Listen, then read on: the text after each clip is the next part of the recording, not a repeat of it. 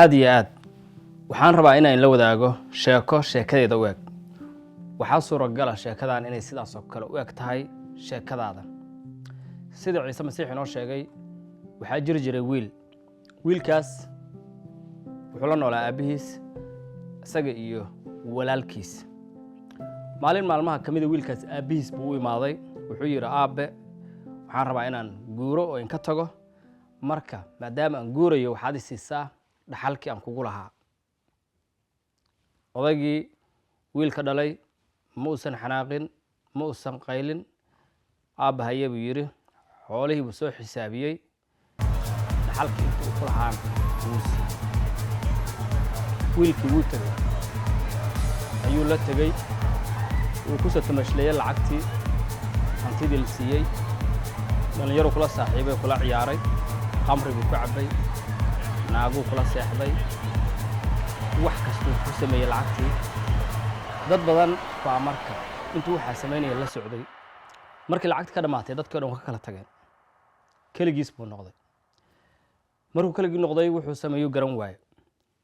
wuxuu u tagay nin haysta beer doofaar ah ama doofaarada xanaanaysto u tagay wuxuu yiri niyahow shaqo isii lacag laan baanahay aabahay waa ka soo tagay marka shaqo isii ninkiisaan u fiirshay wuxuu yiri niyo doofaarada ii jooga raashinka sii wiilkii aabihi taajirka ahaa lacagta badan watay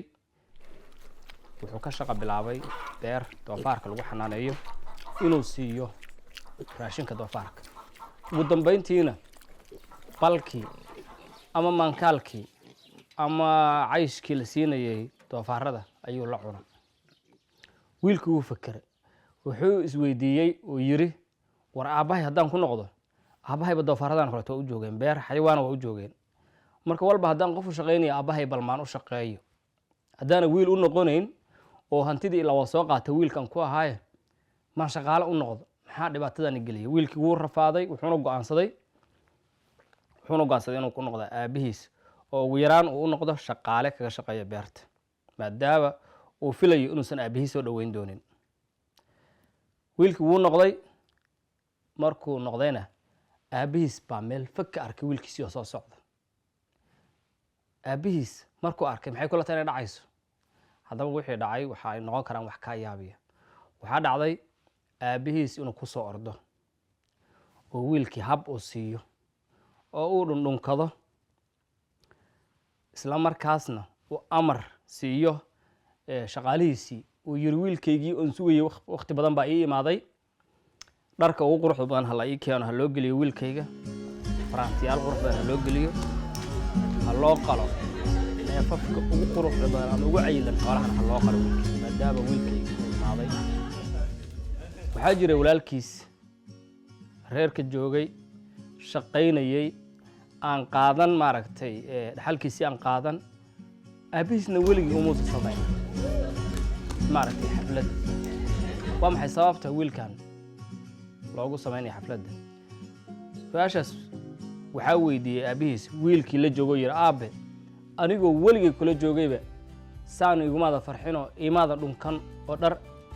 kan wiilkaad u gelisay iimaada gelin oo albari iimaada sameeyna wiilkan tuuga ah xoolihii inta qaatay soo dhameeyo naaga la soo tuntay markuu soo noqday maxaad u soo dhaweynaysaa aabihi wuxuu ku jawaabay waa run wiilkaygu waa dhumay waa tagay wiilkaygu wuu dhumay oo hadda la helay waa la soo helay marka taa micnaheeda maxay tahay marka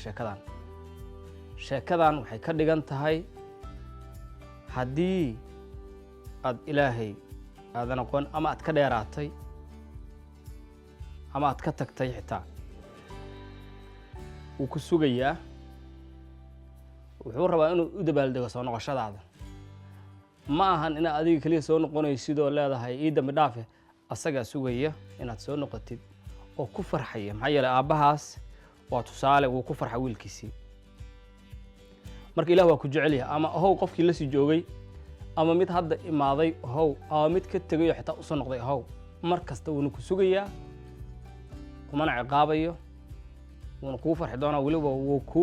xafladayn doonaa wuu ku dabaaldegi doonaa aad iyo aad marka wiilkii koobaad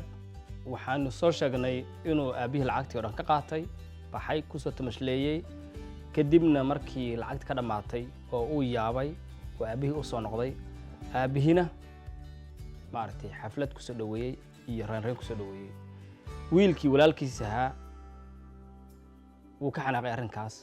wuxuuna yidhi anigoo maalin kasta shaqaynayay maxaad igu dhigi weyday xaflad marka wiilka dambe ee aabihii la joogay